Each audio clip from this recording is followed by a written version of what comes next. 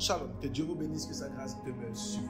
Mon nom est Josaphat et nous sommes à l'émission Anakazo du jeudi. Anakazo signifie contraire, obligé et même forcé. Et nous croyons vraiment que le diable, il est contraint, il est obligé, il est forcé de libérer nos grâces. Et nous-mêmes, nous sommes contraints, obligés et forcés d'entrer dans ce à quoi Dieu nous a appelés. Dans la grâce, dans la puissance, dans l'autorité, mais aussi que nos regards soient fixés vers le ciel de façon anakazo. Alléluia.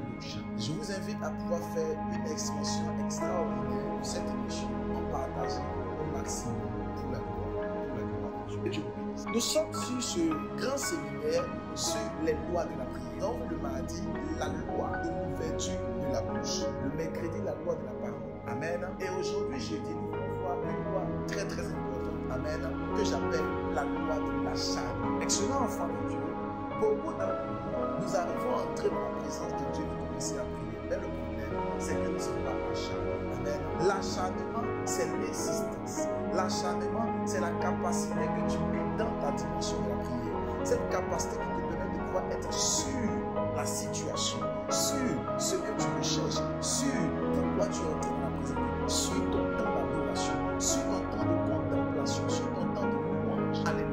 L'acharnement dans la prière. Beaucoup d'entre nous et plusieurs personnes ne se voient pas exaucés parce qu'ils ne sont pas acharnés. Dès lors que le découragement entre dans la vie de prière, automatiquement, ils ne sont plus acharnés, ils ne sont pas acharnés et ils commencent à être découragés, à murmurer et à abandonner la vie de prière. La vie de prière est accompagnée d'acharnement. Ici en Europe, en Afrique, en Amérique, en Océanie, en Antarctique, partout où tu veux, tu vas te rendre compte que les personnes prient.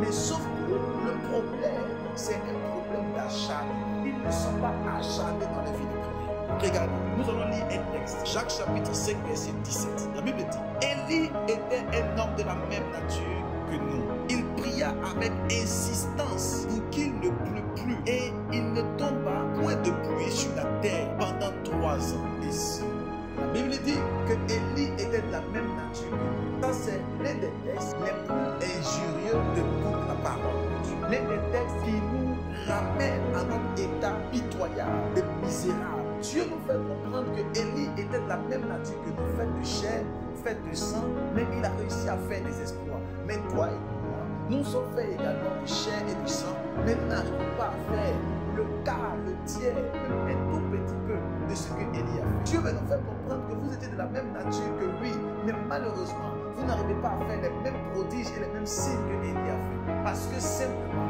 nous n'avons pas le secret que Élie a fait. Élie était de la même nature que nous, mais malheureusement, nous n'arrivons pas à faire les mêmes signes et les mêmes prodiges que Élie.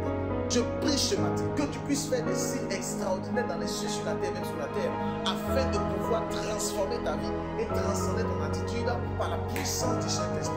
Que tu puisses changer ton